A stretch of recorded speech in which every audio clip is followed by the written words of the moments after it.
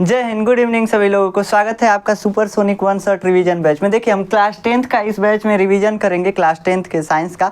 और ये रिवीजन बहुत फास्ट हम करेंगे क्योंकि हम पहले वन शॉट लेक्चर भी ले चुके हैं, लेक्चर भी ले चुके हैं। अगर आपको कॉन्सेप्ट समझना है तब आप ये लेक्चर देख सकते हैं। नोट्स बनाना है तो नोट्स बनाने के लिए ये लेक्चर नहीं है। हाँ, अगर आप शॉर्ट नोट्स बनाना चाहते हैं तो जो भी बोर्ड पर शॉर्ट नोट्स हमने बनाया है इसका स्क्रीनशॉट बना करके और मैं डिस्क्रिप्शन में डाल दूंगा इसका PDF, वहाँ से जा करके आप शॉर्ट नोट्स बना सकते हैं।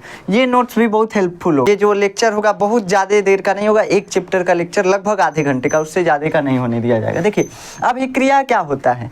रासायनिक अभिक्रिया तथा समीकरण का हम रिवीजन कर रहे हैं। इसमें पहले हम समझते हैं अभिक्रिया क्या होता है। तो अभिक्रिया का मतलब होता है किसी भी चीज़ में बदलाव। जब कोई चीज़ बदल जाता है तो उसको बोलते हैं कि अभिक्रिया हो गया। जैसे कागज़ को मोड़ ओड़ दिए तो बदल गया, उसमें अभिक्रिया हो गया। कागज़ को जला दिए, अभिक्रिया हो गया। एक गाना है कि बदल गए हम भी यारा, जब से बदला किरदार तेरा, ले संभल गया है यार तेरा। तो बदला है तो क्या हुआ है, उसमें अभिक्रिया हुआ है। अब वो दो तरीके से बदल सकता है, या तो कहने के लिए बदले या तो रियलिटी में बदल गए। तो रियलिटी में अगर वो बदला है तो कहेंगे कि ये रासायनिक अभिक्रिया इसमें हो गया। अगर रियलिटी में उसमें चेंज आ गया, रियलिटी में उसका कैरेक्टर चेंज हो गया कि अब किसी को देख के नहीं फंसेगा, तो वो क्या है, रासायनिक अभिक्रिया है, यानी केमिकल रिएक्शन। और अगर वो कहने के लिए बस बदल गया है, कह रहा है बदल गया है, कोई मुस्कुराया तो फंस गया, तो क्या है, भौतिक अभिक्रिया है, यानी फिजिकल रिएक्शन है। तो फिजिकल रिएक्शन, भौतिक अभिक्रिया ऐसी अभिक्रिया है जिसमें पदार्थों का गुण नहीं बदलता है, बस वो कहने के लिए बदल गया। जैसे पानी जो है बर्फ में बदल जाएगा तो उसका गुण नहीं बदला है, बस उसका स्टेट चेंज हो गया। अभी टेम्परेचर उसको दे देंगे, पिघल के पानी हो जाएगा। तो ये भौतिक अभिक्रिया है, जैसे कि पानी से बर्फ का बनना। रासायनिक अभिक्रिया का मतलब इसमें पूर्णतः नया गुणधर्म वाला, कैरेक्टर पूरा चेंज हो गया, तो उसको क्या बोलेंगे, रासायनिक अभिक्रिया हो गया। जैसे कि कागज का जलना, कागज जल जाएगा, राखी बन जाएगा, फिर से उसको कागज नहीं बना सकते हैं, तो ये क्या हो गया, रासायनिक अभिक्रिया। MgO2 यानी कि मैग्नीशियम का ऑक्साइड बनाना, मैग्नीशियम को जलाना, तो ये भी क्या है, रासायनिक अभिक्रिया। फिर रासायनिक अभिक्रिया जो होती है इसमें रासायनिक परिवर्तन का होना जरूरी है। इसमें ऐसा परिवर्तन होना चाहिए कि जो कि रिवर्स ना हो सके, उसके गुणधर्म में चेंज आना चाहिए। अभिकारक के पुराने आबंध टूटते हैं इस अभिक्रिया में, रासायनिक अभिक्रिया में, और नए आबंध बनते हैं। पुराने आबंध टूटते हैं। देखिए, किसी भी रिश्ते को बनाने के लिए पुराना रिश्ता तोड़ना पड़ता है, तब जाके नौ का रिश्ता बनता है। समझ में आया। तो वही रासायनिक अभिक्रिया में होता है, पहले पुराना जो बंध रहता है वो टूटता है। जैसे कि H2 + O2 गिव्स H2O। इसमें क्या हुआ है, तो H दो बार है, H और O दो बार है, डबल बॉन्ड से जुड़ा हुआ है। इन दोनों के बीच का बॉन्ड टूटा है और क्या हुआ है, ऑक्सीजन हाइड्रोजन से जाके मिल गया है। तो ये क्या हो गया है, यहाँ पे रासायनिक अभिक्रिया हो गई, यानी अभिकारक का आबंध टूटा है और उत्पाद में नया आबंध बना है। तो अभिकारकों के आबंध टूटते हैं तथा नया बंध बनते हैं, जिससे कि रासायनिक अभिक्रिया होती है। एक तत्व के परमाणु इसमें दूसरे तत्व के परमाणु में नहीं बदलते हैं। जैसे कि हाइड्रोजन और ऑक्सीजन मिल करके बना रहे हैं क्या, जल यानी पानी। तो हाइड्रोजन जो है ऑक्सीजन में नहीं बदला है, या ऑक्सीजन हाइड्रोजन में नहीं बदला है, कोई भी तत्व किसी भी तत्व में नहीं बदला है, दूसरे तत्व में नहीं बदला है, बस बॉन्डिंग को ब्रेक किए हैं और एक दूसरे के साथ जुड़ गए हैं, बस यही किए हैं। पहला रिश्ता तोड़े हैं, दूसरा रिश्ता जोड़े हैं, बस। अब इसमें एक चीज होता है अभिक्रिया में, अभिकारक और उत्पाद। अभिकारक क्या होता है, जो चीज अभिक्रिया में भाग ले रहा है वो अभिकारक है। अभिक्रिया का मतलब बदलाव, जो चीज बदलाव में भाग ले रहा है वो क्या है, अभिकारक है। जैसे कि कागज जला रहे हैं तो कागज जो है अभिक्रिया में भाग ले रहा है, और कागज को जलाने के लिए ऑक्सीजन चाहिए तो ऑक्सीजन भी अभिक्रिया में भाग ले रहा है। तो यानी कागज और ऑक्सीजन मिला के ये अभिकारक है, और जो राख बनेगा, राख क्या है, तो राख है उत्पाद यानी प्रोडक्ट। तो यहाँ से आप देख सकते हैं कि अभिकारक यानी हम हाइड्रोजन को अगर जला रहे हैं, हाइड्रोजन गैस को, तो हाइड्रोजन गैस जलाने के लिए ऑक्सीजन चाहिए, तो ऑक्सीजन और हाइड्रोजन ये अभिकारक है। और जब इन दोनों के जलने से, हाइड्रोजन के जलने से उत्पाद बनता है पानी यानी जल, तो जल क्या है, जल उत्पाद है। ठीक, जिससे बन रहा है वो अभिकारक, जो बन रहा है वो उत्पाद है। फिर उत्पाद, प्रोडक्ट। अभिक्रिया के फलस्वरूप बनने वाले पदार्थ को हम क्या बोलते हैं, प्रोडक्ट यानी उत्पाद। ठीक, चेंज होने के बाद जो भी हमको मिला, जैसे कि हाइड्रोजन और ऑक्सीजन ये पहले गैस थे, मिले जल बन गए यानी पानी बन गया, पानी लिक्विड है तो ये हमको मिला, तो ये जो मिला यही क्या है, उत्पाद है यानी प्रोडक्ट है। फिर रासायनिक अभिक्रियाओं के अभिलक्षण। रासायनिक अभिक्रिया होते समय हमको कुछ कुछ देखने को मिलता है, जैसे हाइड्रोजन और ऑक्सीजन मिला रहे हैं तो हाइड्रोजन जल रहा है, हाइड्रोजन का दहन हो रहा है तो इससे हीट निकलेगा, तो ये रासायनिक अभिक्रिया का अभिलक्षण है। मतलब कि जो अभिक्रिया होते समय जो भी चीज़ें हमको देखने को मिलेंगी वो क्या है, रासायनिक अभिक्रियाओं के अभिलक्षण है। तो रासायनिक अभिक्रियाओं के अभिलक्षण क्या होते हैं कि अभिकारक से उत्पाद बनते समय जो भी परिवर्तन हो रहा है उसको क्या बोलेंगे, रासायनिक अभिक्रियाओं के अभिलक्षण। जैसे कि पहला हो गया गैस का निकलना, Zn यानी जिंक और HCl को मिलाते हैं तो ZnCl2 बनता है यानी जिंक क्लोराइड बनता है और हाइड्रोजन गैस निकल जाता है, तो ये गैस निकलता है। वैसे ही कहीं से भी मान लीजिए आप अभिक्रिया कराएं तो गैस निकला, तो उस गैस निकलने की प्रक्रिया को हम क्या बोलेंगे, ये रासायनिक अभिक्रिया का अभिलक्षण है। और छेप का बनना, जैसे मान लीजिए आप चीनी बाजार से खरीद के लाए, पता चला उस चिनिया में बालू था, रस घोरे हैं, बालू उसमें है तो बालू जो है बाद में बैठ जाएगा, नीचे गिलास में बैठ जाएगा। तो जो चीज़ें अभिक्रिया के बाद बैठ जाती हैं तली में उनको क्या बोलते हैं, अवक्षेप बोलते हैं यानी प्रेसिपिटेट बोलते हैं। तो अवक्षेप भी बन जाता है रासायनिक अभिक्रिया के फलस्वरूप। फिर रंग में परिवर्तन होता है। रंग में परिवर्तन का मतलब है कि अभिक्रिया होने के बाद रंग में परिवर्तन भी होता है, ये भी रासायनिक अभिक्रिया का अभिलक्षण है। जैसे कि धातुओं का संक्षारण, जब धातुओं में जंग लगता है, जैसे लोहा पहले चमकीला होता है, एकदम चमकता रहता है, लेकिन बाद में क्या होता है, जंग लगने के बाद वो भूरा कलर का हो जाता है, तो ये रंग में परिवर्तन हो गया। जैसे यहाँ पे लिखा हुआ है लोहे पे जंग लगने की अभिक्रिया, यहाँ पे Fe+O2 + XH2 Fe2O3XH2, ये भूरा रंग का बन गया। ताप में परिवर्तन, आप अगर सरफ लेंगे, एक मुट्ठी सरफ लीजिएगा, आज अपने घर प्रयोग कीजिएगा और उसके बाद नलके के नीचे ले जाकर के इसको पानी चलाइएगा अपने हाथ पे, खूब तेज मुट्ठी में बंद करके, आपका हाथ गर्म लगने लगेगा। तो ये क्या है, तो ये तापमान में परिवर्तन हुआ है यानी ताप में परिवर्तन। तो ताप में परिवर्तन भी रासायनिक अभिक्रिया का अभिलक्षण है। अभिक्रिया के होते समय हमको ये दिखा है। और अवस्था में परिवर्तन, जैसे हाइड्रोजन और ऑक्सीजन गैस को मिलाए हैं तो ये गैस थे पहले, और जब मिल करके पानी बनाए हैं तो ये लिक्विड बना दिए हैं यानी कि जल बना दिए हैं, तो अवस्था में परिवर्तन हो गया। फिर रासायनिक समीकरण आता है, अगला टॉपिक आपका रासायनिक समीकरण यानी केमिकल इक्वेशन। ये केमिकल इक्वेशन क्या है, तो रासायनिक अभिक्रियाओं को संक्षिप्त रूप में यानी छोटे रूप में लिखना क्या कहलाता है, रासायनिक समीकरण कहलाता है। जैसे हम लिखते हैं कि हाइड्रोजन और ऑक्सीजन गैस को मिलाने पर पानी बनता है, बहुत लंबा लिखना पड़ता है, इसको छोटी चुकी लिखे H2 + O2 गिव्स H2O, ऐसे छोटी चुकी लिख दें, यही क्या है, रासायनिक समीकरण है। तो अभिक्रियाओं को संक्षिप्त रूप में लिखना ये समीकरण कहलाता है, रासायनिक समीकरण। रासायनिक अभिक्रिया में अभिकारकों तथा उत्पादों को उनके सूत्रों तथा संकेतों के रूप में लिखना ही रासायनिक समीकरण कहलाता है। जैसे ये ऑक्सीजन और हाइड्रोजन अभिकारक है, तो ऑक्सीजन का सूत्र होता है क्या, O2, और हाइड्रोजन का सूत्र क्या होता है, H2। तो हाइड्रोजन और ऑक्सीजन मिलकर के H2O यानी जल दिए हैं, जिनको हम सूत्रों के रूप में लिखे हैं। पहले जब रासायनिक समीकरण बना था तो क्या हुआ था, पहले लिखा जाता था शब्द समीकरण, यानी कि पदार्थों को शब्द के रूप में लिख करके और प्लस लगा करके ऐसे तीर लगा करके लिख दिया जाता था। लेकिन हमको लगा कि इसमें मात्रा भी हमको मालूम नहीं चल रहा है, क्या क्या हो रहा है विक्रिया में नहीं मालूम चल रहा है, तो इसको सुधार करके ऐसे हम बनाएं और सूत्रों के रूप में लिखने लगे। अब आता है कंकाली या ढांचा समीकरण। तो चलिए कंकाली या ढांचा समीकरण के बारे में हम डिस्कस। देखिए कंकाली या ढांचा रासायनिक समीकरण क्या होता है। दुनिया में जो भी अभिक्रियाएं होती हैं वो द्रव्यमान संरक्षण के नियम का पालन करती हैं। द्रव्यमान संरक्षण के नियम का पालन करने का मतलब है कि जितना हम अभिकारक लेंगे उतना ही उत्पाद हमको मिलता है। जैसे कि मान लीजिए अगर शरबत बनाना है तो 1 kg चीनी लिया, 2 kg पानी लिए, तो दोनों मिलकर के 3 kg अभिकारक हुआ। तो और शरबत बनाए, रस बनाए, तो हमको रस भी 3 kg ही प्राप्त होना चाहिए। मतलब कि जितना अभिकारक लिए उतना ही उत्पाद बनेगा। तो उसको क्या बोलेंगे कि ये द्रव्यमान संरक्षण के नियम का पालन कर रहा है। तो जो अभिक्रियाएं द्रव्यमान संरक्षण के नियम का पालन नहीं करती हैं, या जो समीकरण, अभिक्रिया तो ऐसा कोई होता ही नहीं है दुनिया में, ऐसा कोई अभिक्रिया नहीं है जो कि द्रव्यमान संरक्षण के नियम का पालन नहीं करे।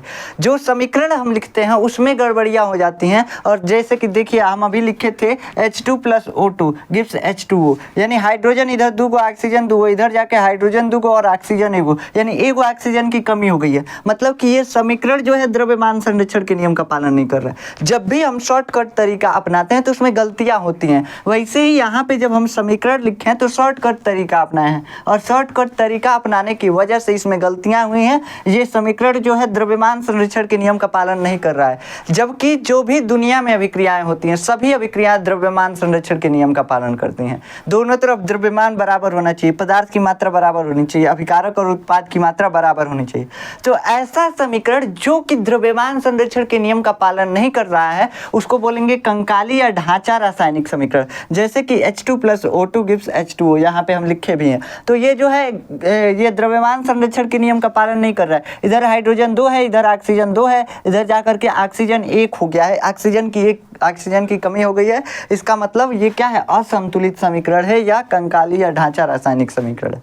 ठीक, उसके बाद आता है संतुलित रासायनिक समीकरण। हम क्या करते हैं, अब हम समीकरण बनाए हैं तो इसमें सुधार भी करेंगे, जो गलतियां हुई हैं उनको सुधारेंगे, ताकि जो हम शॉर्टकट तरीका अपनाए हैं वो हमारा शॉर्टकट तरीका फ्लॉप ना हो। फ्लॉप होने से बचाने के लिए इसको संतुलित करना हम सीखते हैं। इसके द्रव्यमान को कैसहूं हम बराबर करना चाहते हैं कि दोनों तरफ पदार्थों की मात्रा क्या हो जाए, बराबर हो जाए। तो अब क्या करते हैं, अब इसको बराबर करने के लिए हम क्या करते हैं, दोनों तरफ अभिकारक और उत्पाद में कुछ संख्याओं से गुणा कर करके देखते हैं कि कैसे ये बराबर हो जा रहे हैं। तो जैसे यहाँ पे देखिए, यहाँ पे क्या हुआ, H2 + O2 गिव्स H2O। इधर ऑक्सीजन की एक कमी है। अगर हम यहाँ पे जल में 2 से गुणा कर दें, यानी पानी में 2 से गुणा कर दें, तो हमको मिल जाएगा क्या, हमको 2 ऑक्सीजन इधर मिल जाएगा, लेकिन हाइड्रोजन 4 हो जाएगा। देखिए समीकरण को संतुलित करने का यही तरीका अनुमानित विधि, गुणा कर करके और संतुलित किया जाता है। दोनों तरफ पदार्थों की मात्रा ही बराबर करना समीकरण को संतुलित करना कहलाता है। तो ये जो जल है इसमें ऑक्सीजन 1 है, अगर 2 से गुणा कर दिए तो यहाँ पे ऑक्सीजन 1 था, 1 2 2 यानी 2 ऑक्सीजन हो गया, और हाइड्रोजन 2 दूना 4 यानी 4 हो गया।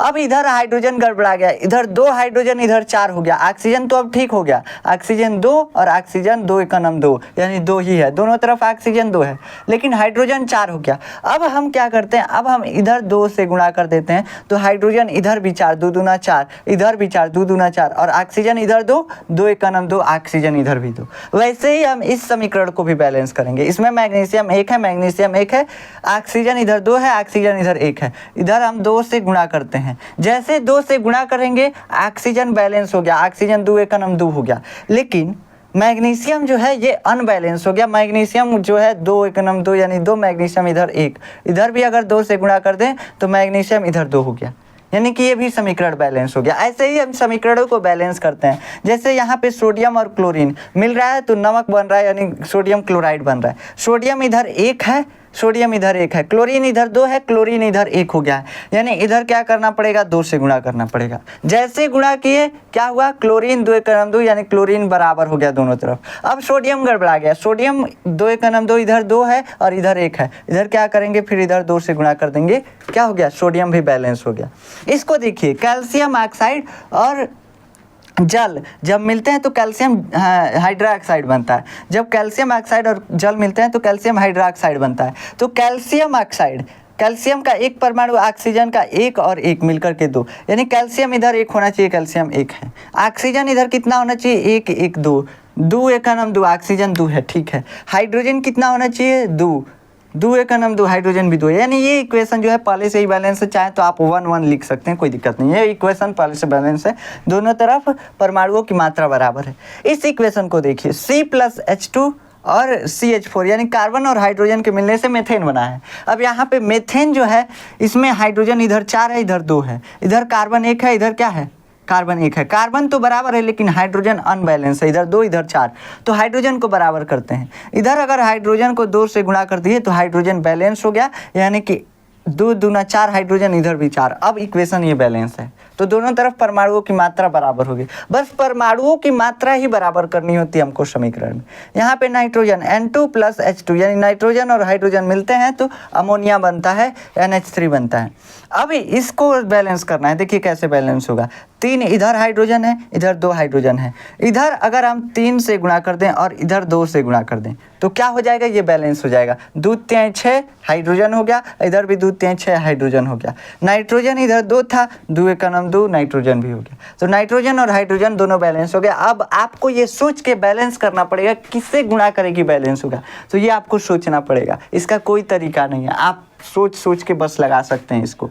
संतुलित रासायनिक समीकरण द्वारा दी जाने वाली सूचनाएं। अब जो हम रासायनिक समीकरण को अब तो संतुलित कर दिया, अब द्रव्यमान संरक्षण के नियम का पालन कर रहा है।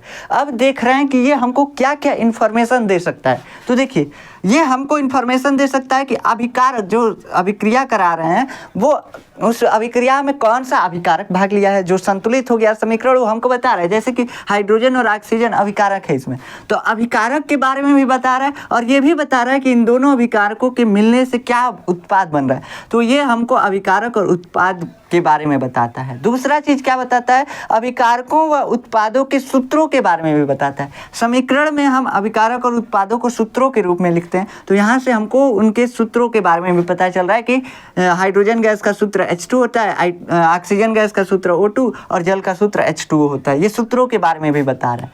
फिर अभिकारक व उत्पादों के अणु व परमाणुओं की संख्या के बारे में बता रहे हैं। जैसे यहाँ पे हाइड्रोजन का 2 अणु है लेकिन 4 परमाणु है, यहाँ पे ऑक्सीजन का 1 अणु है लेकिन 2 परमाणु है, यहाँ पे देखा जाए तो जल का 2 अणु है।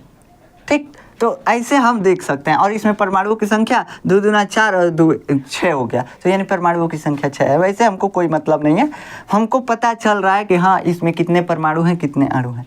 फिर आगे चलिए, अभिकारकों व उत्पादों के द्रव्यमान को बताता है। जैसे कि ये हाइड्रोजन का द्रव्यमान होता है 1, तो अभिकारक में देखेंगे इसमें हाइड्रोजन कितना है, तो 1 दूना 2 दूना 4 यानी 4 ग्राम हाइड्रोजन लिया गया है, 4 ग्राम हाइड्रोजन। और कितना ऑक्सीजन लिया गया है, ऑक्सीजन का परमाणु भार होता है कितना 16, तो 16 दूना 32 ग्राम ऑक्सीजन, यानी 4 ग्राम हाइड्रोजन 32 ग्राम ऑक्सीजन मिल करके और 36 ग्राम जल दिया है।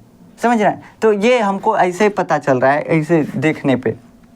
ठीक, अब आगे चलिए, द्रव्यमान संरक्षण के नियम का पालन कर रहा है। जितना इधर परमाणुओं की मात्रा उतना ही इधर परमाणुओं की मात्रा, या जितना अभिकारक लिए हैं उतना ही उत्पाद बना है।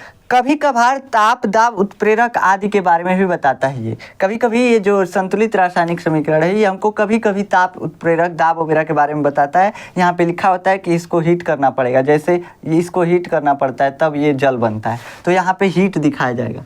ऐसे यहाँ पे देखिए, रासायनिक समीकरणों को और अधिक सूचनाप्रद बनाना। हमको लगा कि अभी रासायनिक समीकरण जो है अभी पूरा इन्फॉर्मेटिव नहीं बना है, कभी कभी ये दाब और ताप के बारे में बता रहा है। तो हम क्या करते हैं, कभी कभी हम इसको लिखते हैं। जैसे अगर समीकरण में मैग्नीशियम है, मैग्नीशियम क्या है, ठोस है, धातु है, ठोस है, तो ठोस लिखने के लिए इसके बगल में S लिख करके कोष्टक में बंद कर देते हैं, मतलब मालूम चल गया कि ये सॉलिड है, S से सॉलिड, तो मैग्नीशियम सॉलिड। ऑक्सीजन कैसा है, गैस है, तो ऑक्सीजन के बगल में गैस लिख दी। ऐसे MgO यानी मैग्नीशियम ऑक्साइड क्या है, सॉलिड है, ठोस है, पाउडर जैसा रहता है, सफ़ेद पाउडर जैसा, तो इसके बगल में लिख दिए सॉलिड और कोष्टक में बंद कर दिए, यानी मैग्नीशियम ऑक्साइड भी सॉलिड। तो सॉलिड यानी स्टेट के बारे में भी बताना है तो हम समीकरण में ऐसे लिख सकते हैं। वैसे ही अगर द्रव के बारे में बताना है तो लिक्विड लिख सकते हैं। कोई जलीय घोल है, जैसे रस घोर हैं, तो उसको दिखाना है इस समीकरण में, तो उसको एक्वस लिख देंगे, यानी घोल बना हुआ है किसी चीज़ का। ठीक, जैसे देखिए H2 जो है गैस है और ऑक्सीजन जो है गैस है, जी से दिखाया गया, और जल जो है ये लिक्विड है यानी पानी है, तो L से इसको दिखा दिया गया। पता चल गया कि पानी जो है लिक्विड होता है, हमको मालूम भी था लेकिन समीकरण में भी हम दिखा दिए। वैसे ही यहाँ पे देखिए AgNO3 जो है एक्वस है यानी घोल है, एक्वस है यानी कि घोल है। ठीक, और KCl भी घोल है, KCl भी घोल है, और KNO3 भी घोल है, पानी में इसका घोल बनता है। और ये AgCl जो है ये प्रेसिपिटेट है यानी कि सॉलिड है। ठीक, तो ये जो है हमको बता रहा है कि ये घोल है, ये घोल है, ये घोल है और ये सॉलिड है। ये अवक्षेप को दिखाना है अगर समीकरण में, तो हम दिखा देंगे कि AgCl जैसे अवक्षेप बना है, ये नीचे डंडी दिखा देंगे कि अवक्षेप बना है, नीचे बैठ गया। ऐसे ही गैस निकल रहा है, जैसे H2 गैस निकल रहा था तो तीर लगा के ऊपर उड़ा दिए थे, गैस उड़ गया है। ठीक, अब ताप अगर दिखाना है तो तीर के ऊपर आप अगर त्रिभुज छोटा सा बना देते हैं तो ये ताप दिखा देगा। ताप का मतलब डेल्टा, इसको बोलते हैं डेल्टा। फिर रासायनिक समीकरण की सीमाएं। अब हम पूरा इन्फॉर्मेटिव बना लिए समीकरण को, अब भी ये हमको क्या क्या नहीं बता सकता है, इसकी क्या क्या कमियां अभी भी रह गई। हर चीज़ में कुछ ना कुछ कमी रह जाती है। तो अब देखिए इस समीकरण में कमी ये है कि समीकरण हमको ये नहीं बता पाता है कि यह अभिक्रिया प्रायोगिक तौर पे होगी या नहीं। जैसे कि Zn+CuSO4 यानी कि जिंक और कॉपर सल्फेट जो है इसका अभिक्रिया कराया गया है, तो जिंक सल्फेट और कॉपर बना है। ठीक, जिंक सल्फेट और कॉपर बना है, तो ये तो अभिक्रिया होगी। ये अभिक्रिया होगी। और कॉपर और जिंक सल्फेट को मिलाया गया जिससे कॉपर सल्फेट और जिंक बनाए, ये अभिक्रिया नहीं होगी, ये अभिक्रिया नहीं होगी। हम प्रायोगिक तौर पे कराएंगे, मिला के जिंक सल्फेट और कॉपर को रख देंगे, कुछ नहीं होगा इसमें। तो ये क्या है, ये हमको इसके बारे में नहीं बताता है कि कौन सी अभिक्रिया होगी कौन सी अभिक्रिया नहीं होगी प्रायोगिक तौर पे। इस समीकरण लिख दिया, हमको लग रहा है कि अभिक्रिया हुआ है तभी लिखा गया है, लेकिन ये अभिक्रिया होता ही नहीं है, प्रायोगिक तौर पे नहीं होता है। अब अभिक्रिया के वेग या दर के बारे में भी नहीं बताता है। जैसे लोहे पे जंग लग रहा है तो लोहे का ऑक्साइड बन रहा है, तो जंग लगने में बहुत टाइम लगता है। ये हम चले लोहे पे जंग लगाने, ऑक्सीजन मिला दिए, पानी मिला दिए लोहा पे और कहे कि जंग लग जा लग जा लग जा, लगेगा? नहीं लगेगा, टाइम लगेगा, साल भर लगेगा, 1 महीना लगेगा, तब जाके लोहा पे जंग लगेगा। तो जंग लगना जो है ये बहुत धीमी अभिक्रिया है, इसका वेग जो है बहुत धीरा होता है। तो ये अभिक्रिया के वेग के बारे में भी नहीं बता सकता है रासायनिक समीकरण हमको। तो ये चीज़ें इसकी कमियां हो गई। अब हम चलते हैं रासायनिक अभिक्रियाओं के प्रकार के बारे में समझते हैं।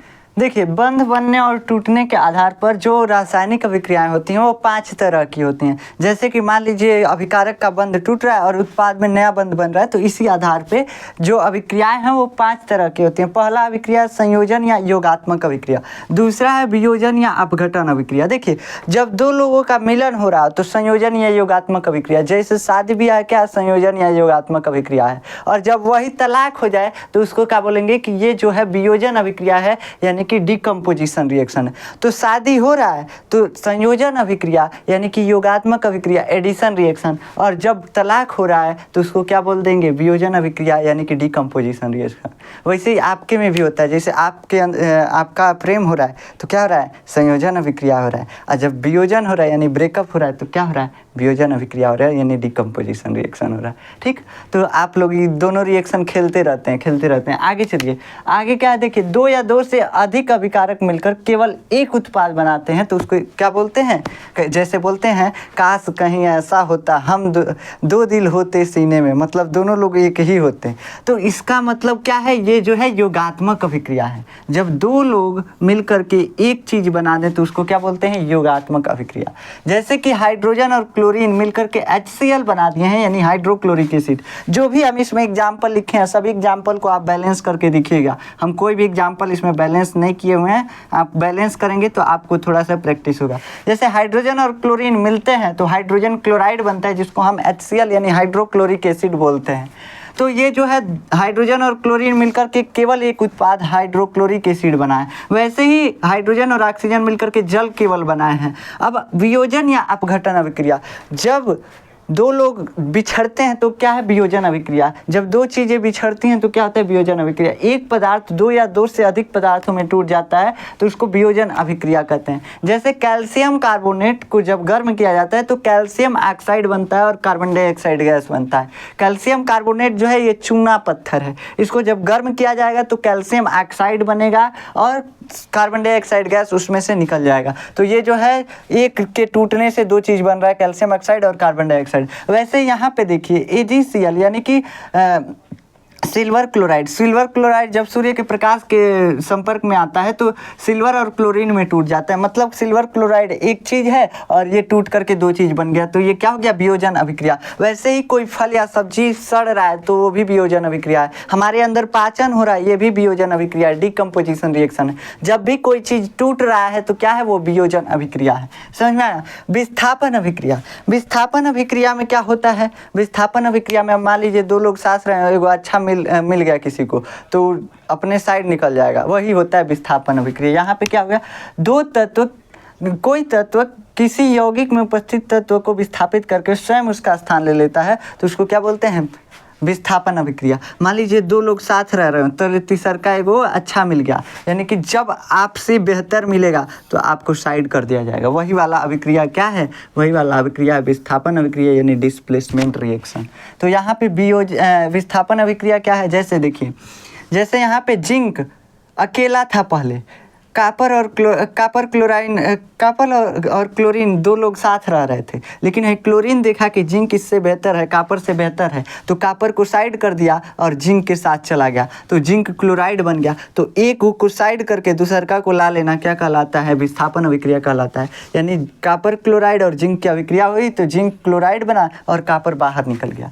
वैसे ही यहाँ पे जिंक और ये H2SO4 यानी कि हाइड्रोजन सल्फेट जो है जब मिला, सल्फ्यूरिक एसिड इसको बोलते हैं वैसे, तो जब ये मिला तो ये क्या बना, जिंक सल्फेट बना और क्या बना, हाइड्रोजन गैस बना। ठीक, तो ये जो यहाँ पे देखिए हाइड्रोजन को बाहर कर दिया गया है और जिंक को ले लिया गया है, तो ये क्या है, ये जो है विस्थापन अभिक्रिया है। अब ये कैसे अभिक्रिया होता है, जैसे कि हम कहे अभी एक अभिक्रिया बताए थे Cu + ZnSO4, ये जो है अभिक्रिया नहीं होगा। क्यों नहीं होगा, आप कहेंगे जिंक को साइड कीजिए, कापर को ला दीजिए, तो ये गलती हो जाएगा अभिक्रिया। काहे गलत हो जाएगा, कहे से कि जिंक जो है कापर से ज़्यादा क्रियाशील है, जिंक जो है कापर से ज़्यादा बेहतर है, तो सल्फेट जो है जिंक के साथ रहना चाहेगा। जो बेहतर होता है उसी के साथ लोग रहना पसंद करते हैं। वैसे ही यहाँ पे कापर के साथ है, कापर जो है जिंक से ख़राब है, जिंक जो है कापर से बेहतर है, तो कापर के साथ सल्फेट रहना चाहेगा, यानी कि जिंक जो है ज़्यादा क्रियाशील है। अब ये हमको कैसे मालूम चलेगा कौन सा तत्व ज़्यादा बेहतर है, तो देखिए इसके लिए आता है एक चीज़, सक्रियता श्रेणी। ये जो अभिक्रियाएँ होती हैं, विस्थापन अभिक्रियाएँ, ये सामान्यतः धातुओं में हमको देखने को मिलती हैं। तो इसके लिए एक चीज आता है सक्रियता श्रेणी, एक सीरीज आता है जिससे हमको मालूम चलता है कि कौन सबसे ज्यादा क्रियाशील है। तो सबसे ज्यादा अच्छा बॉन्ड कौन बना पाता है, तो सबसे अच्छा बॉन्डिंग कर पाता है पोटेशियम। तो पोटेशियम को कोई साइड नहीं कर सकता, पोटेशियम जिसके साथ चला गया उसके साथ पक्का रिश्ता बना लेगा। तो पोटेशियम सबसे अच्छा बॉन्डिंग करता है, सबसे ज्यादा क्रियाशील है। उससे कम क्रियाशील सोडियम, सोडियम को पोटेशियम साइड कर सकता है, कहाँ से कि पोटेशियम सोडियम से अच्छा है। तो वैसे ही देखिएगा potassium, sodium, calcium, magnesium, aluminium, zinc, iron और लेड, हाइड्रोजन, कॉपर और ये जो मर्क्यूरी और Ag यानी कि सिल्वर और Au यानी कि गोल्ड। तो ये जो है सक्रियता श्रेणी है। जैसे जैसे नीचे से ऊपर जाएंगे क्रियाशीलता बढ़ती जाएगी, मतलब जैसे जैसे नीचे से ऊपर जाएंगे तत्व जो है बेहतर होते जाएंगे, बेहतर बॉन्डिंग वाले होते जाएंगे। तो यहाँ पे देखिए सबसे कम, सबसे लूज बॉन्ड कौन बनाता है, तो Au यानी गोल्ड बनाता है। सबसे तगड़ा बॉन्ड कौन बनाता है, तो पोटेशियम बनाता है। इसको याद करने का तरीका भी हम बताए हैं, क्या है, तो देखिए कनक, मांगा, एल्युमिनियम, जिंक, फिर भी पब्लिक हैरान क्यों है, AgAu।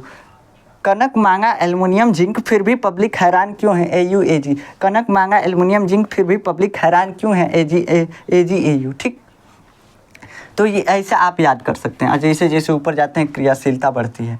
तो जो ऊपर वाला तत्व है उसको कोई नहीं हटा सकता, जो भी नीचे होगा उसको कोई हटा देगा। जैसे जिंक है, जिंक को अगर हटाना है तो जिंक के नीचे वाले तत्व इसको नहीं हटा सकते, इसके ऊपर वाले तत्व ही इसको हटा सकते हैं। वैसे एल्युमिनियम को हटाना है तो एल्युमिनियम को किसी के साथ से हटाना है तो जिंक हटा सकता है, लेकिन जिंक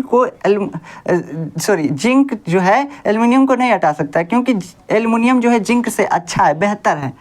तो जिंक को एल्युमिनियम हटा सकता है, लेकिन जिंक एल्युमिनियम को नहीं हटा सकता है।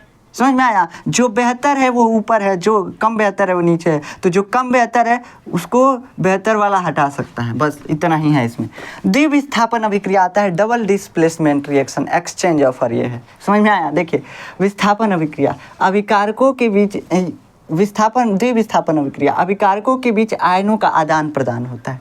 ये जो होता है ये अभिक्रिया ना, इसमें या तो न्यूट्रलाइजेशन रिएक्शन होता है यानी उदासीनीकरण अभिक्रियाएं होती हैं, या तो इसमें क्या होता है, इसमें प्रेसिपिटेट बनता है यानी अवक्षेप बनता है। तो अभिकारकों के बीच आयनों का आदान प्रदान होता है, जैसे कि कॉपर सल्फेट है और हाइड्रोजन सल्फाइड है। तो अब इसमें क्या होगा, इसमें आयनों का आदान प्रदान हो जाएगा। इसको आयनों के रूप में तोड़ेंगे तो Cu+2 आ जाएगा और SO4-2 आ जाएगा।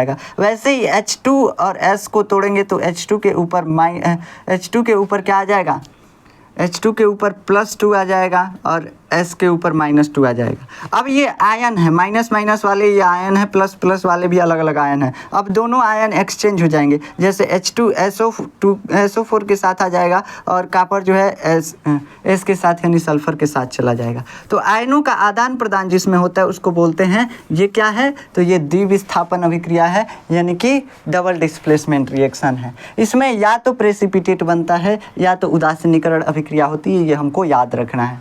फिर उपचयन या ऑक्सीकरण अभिक्रियाएं आती हैं। उपचयन या अपचयन अभिक्रिया आपके बुक में दिया हुआ है। उपचयन या ऑक्सीकरण अभिक्रिया क्या होता है? उपचयन और अपचयन दोनों अलग अलग अभिक्रियाएं हैं। उपचयन को हम ऑक्सीकरण अभिक्रिया भी बोलते हैं। ऑक्सीकरण यानी ऑक्सीडेशन। ऑक्सीडेशन का मतलब कि जब किसी के साथ ऑक्सीजन जुड़ जाएगा तो उसको बोलेंगे ऑक्सीडेशन हो गया इसका। जैसे हमारे साथ आके ऑक्सीजन जुड़ गया तो हमारा ऑक्सीकरण हो गया। हमारा ऑक्सीकरण हरदम हो रहा है, हम ऑक्सीजन ले रहे हैं यानी हमारे साथ ऑक्सीजन जुड़ रहा है तो हमेशा ऑक्सीकरण हमारा हो रहा है। सांस ले रहे हैं तो ऑक्सीकरण हमेशा हमारा हो रहा है।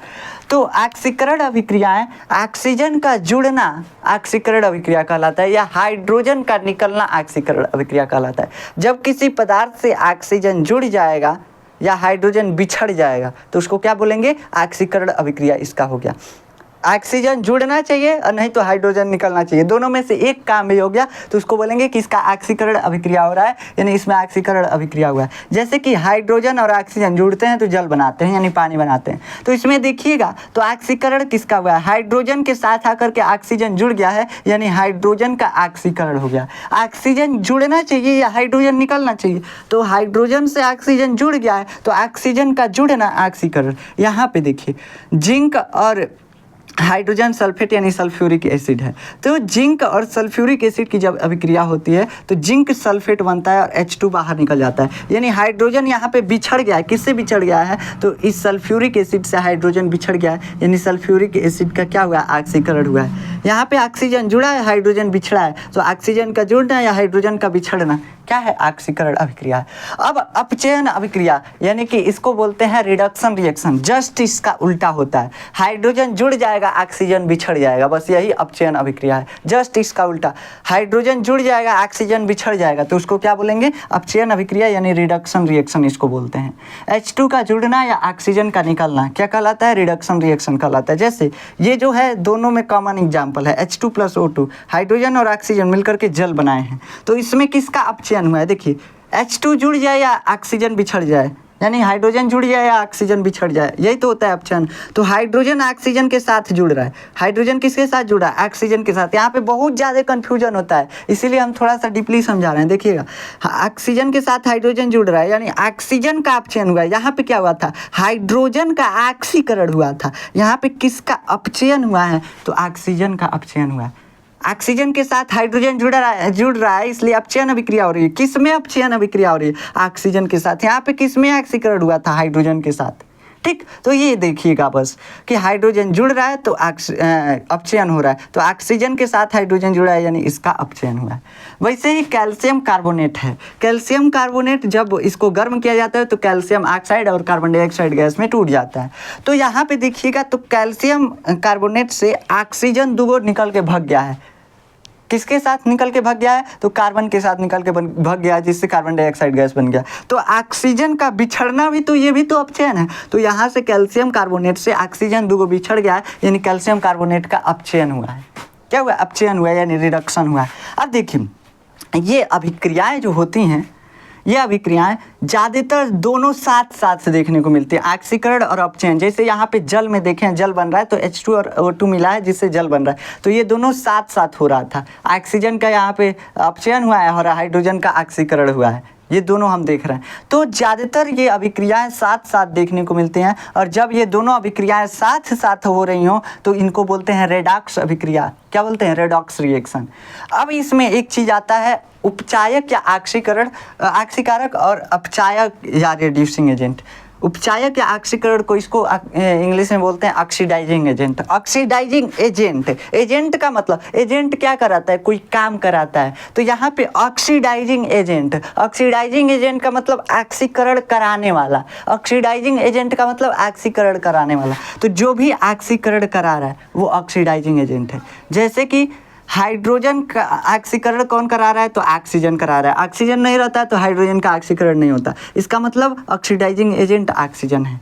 वैसे ही यहाँ पे रेड्यूसिंग एजेंट यानी अपचायक, जो अपचयन कराएगा। रेड्यूसिंग एजेंट, एजेंट का मतलब रिडक्शन कराने वाला, जो अपचयन कराएगा वो क्या कहलाता है? अपचायक कहलाता है। तो जैसे यहाँ पे अपचयन कराने वाला ऑक्सीजन का कौन है? हाइड्रोजन है, तो हाइड्रोजन जो है अपचायक है। अब इसका परिभाषा आपकी बुक में क्या दिया हुआ है?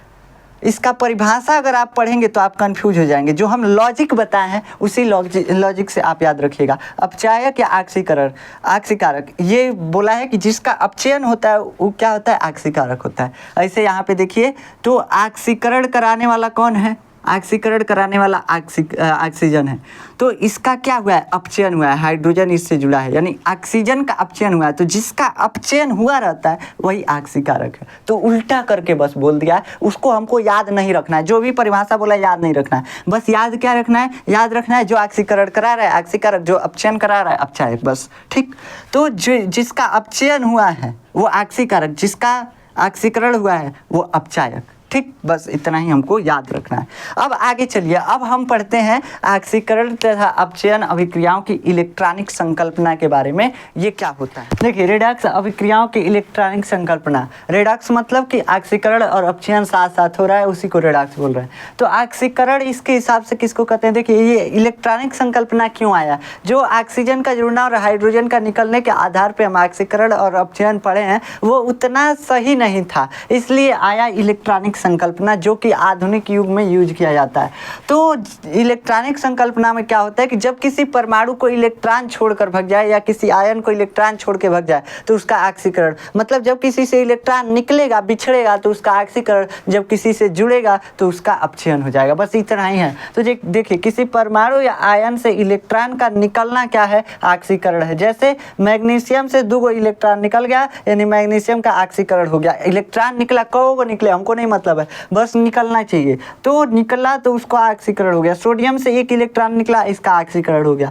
अपचयन किसी परमाणु या आयन का इलेक्ट्रॉन को ग्रहण करना क्या कहलाता है, अपचयन कहलाता है। कोई परमाणु या आयन जो है इलेक्ट्रॉन ग्रहण कर लिया तो उसका अपचयन हो गया। जैसे क्लोरीन जो है 1 इलेक्ट्रॉन ग्रहण करके Cl- में बदल गया, क्लोरीन आयन में बदल गया, तो इसका अपचयन हो गया। अब देखिए, अब रेडॉक्स अभिक्रिया देखते हैं, मतलब दोनों अभिक्रियाओं को साथ मिलाकर देखते हैं। सोडियम और क्लोरीन मिलते हैं तो क्या बनता है, NaCl यानी नमक बनता है, सोडियम क्लोराइड बनता है। अब सोडियम और क्लोराइड के मिलने से इसमें क्या होता है, आयनिक बंध का निर्माण होता है। आयनिक बंध का मतलब दोनों आयन बनाते हैं, यानी सोडियम 1 अपना इलेक्ट्रॉन क्या देता है, क्लोरीन को देता है।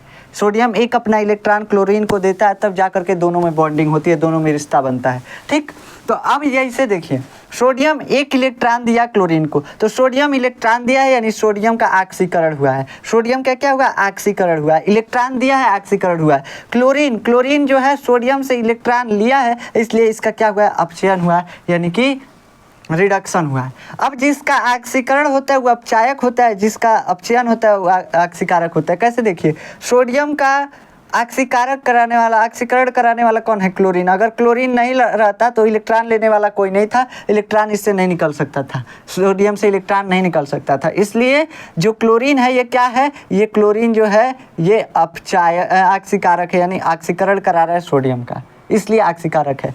और क्लोरीन का अपचयन कौन करा रहा है, क्लोरीन को इलेक्ट्रॉन जो दे रहा है, तो सोडियम इसको इलेक्ट्रॉन दे रहा है क्लोरीन को, यानी क्लोरीन जो है ऑक्सीकारक है। ठीक, सॉरी अपचायक है, सॉरी कंफ्यूज हो जा रहे हैं, अपचायक है। ठीक, आप भी ऐसे ही कंफ्यूज होंगे, तो बस ध्यान से देखिएगा, पढ़िएगा।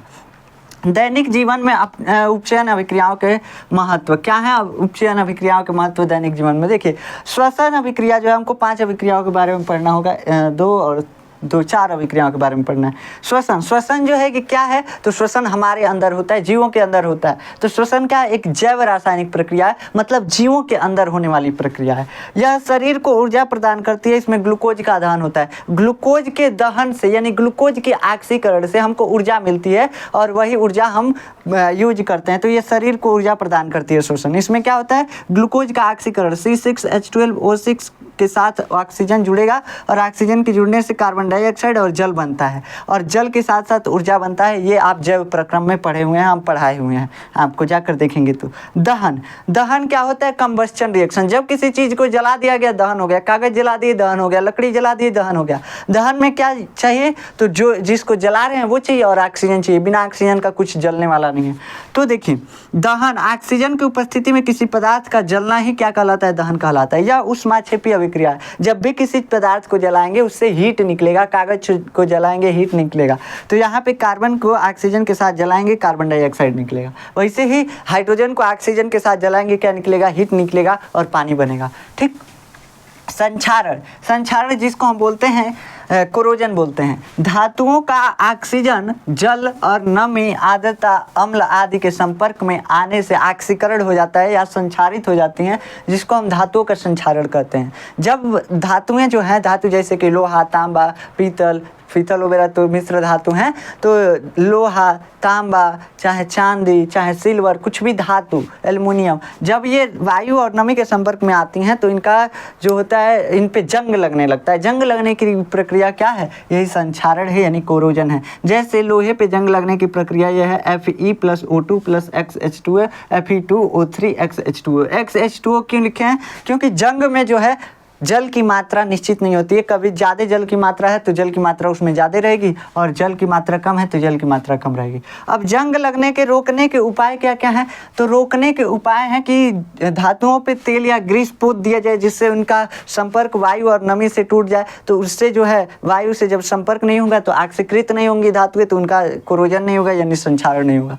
पेंट कर दें तभी भी वायु से संपर्क टूट जाएगा या जल से संपर्क टूट जाएगा, जिससे वे ऑक्सीकृत नहीं होंगे, बस संपर्क तोड़ना है। टिनीकरण, टिनीकरण क्या होता है? मिश्र धातु बना दे, जैसे कि पीतल हो गया, पीतल को मिश्र धातु बनाते हैं, तो मिश्र धातु बनाकर भी। गैल्वेनीकरण या बलिदानी परत चढ़ाकर, गैल्वेनीकरण में भी परत चढ़ाया जाता है। तो गैल्वेनीकरण मतलब कि मिश्र धातुओं का परत चढ़ा दिया जाए, ऐसे धातुओं का परत चढ़ा दिया जाए जिस पे जंग ही नहीं लगता, जैसे कि सोना हो गया। लेकिन सोना का कोई किसी धातु पे परत क्यों चढ़ाएगा? वो तो ऐसे ही महंगा है। तो परत चढ़ाया जा सकता है, ठीक, मिश्र धातुओं का भी, जैसे कि स्टील का परत चढ़ा दीजिए किसी धातु पे, तो वो संक्षारित नहीं होगी। विकृत गंधिता, विकृत गंधिता को इंग्लिश में बोलते हैं रेसिडिटी। रेसिडिटी क्या होता है? तो जब वसा युक्त यानी जो छना तला हुआ पदार्थ है उनको कुछ समय तक खुले छोड़ देते हैं तो वो खराब हो जाते हैं, उनका सुगंध बदल जाता है। विकृत गंधिता, विकृत गंधिता मतलब विकृति आ गई किस में? गंध में। तो सुगंध में परिवर्तन आ जाता है, बिगड़ जाता है सुगंध खाद्य पदार्थों का, तो उसको विकृत गंधिता। और उनके स्वाद में भी परिवर्तन आ जाता है। तो जब तेलीय या वसायुक्त खाद्य सामग्री को लंबे समय तक छोड़ दिया जाता है तो उनके गंध और स्वाद में परिवर्तन आ जाता है, जिसको हम क्या बोलते हैं? विकृत गंधिता यानी रेसिडिटी। अब इसको रोकने के उपाय क्या है? वायुरोधी पात्र में हम खाद्य पदार्थों को रखें जिसमें कि वायु की एंट्री ना हो सके, तो खाद्य पदार्थ बचे रहेंगे, सुरक्षित रहेंगे। रेफ्रिजरेटर का उपयोग करें, हम फ्रिज में खाद्य पदार्थों को रखें तभी भी खाद्य पदार्थ सुरक्षित रहेंगे। पैकेट वाले खाद्य पदार्थों में ऐसे गैस भरें जो कि खाद्य पदार्थों से क्रिया नहीं करें, अभिक्रिया नहीं करें, जैसे कि नाइट्रोजन गैस हो गया, नाइट्रोजन गैस भी भरा जा सकता है। नाइट्रोजन गैस ज़्यादातर अक्रिय होता है, मतलब कम क्रियाशील होता है। तो कम क्रियाशील गैसों को खाद्य पदार्थों के पैकेटों में भरा जाए। तो ये आपका चैप्टर यहाँ पे कंप्लीट होता है, रासायनिक अभिक्रिया तथा समीकरण। ये जो है थोड़ा सा आधे घंटे से ज़्यादा का लेक्चर हो गया, हाँ, लेकिन हमने पूरा डिटेल से समझाया भी और रिवीजन भी कराया। इसलिए अगर आप चाहें तो इसको समझ सकते हैं, 2-3 बार देख लेंगे तो आपका ये पूरा चैप्टर माइंड में एकदम फिट हो जाएगा हरदम के लिए। ऐसे तो आपको समझ में आया ही होगा, हमको आशा है। अगर इसका स्क्रीनशॉट का नोट्स चाहिए डिस्क्रिप्शन में देखेंगे, नोट्स मिल जाएगा। तो मिलते हैं नेक्स्ट लेक्चर में, तब तक के लिए जय हिंद।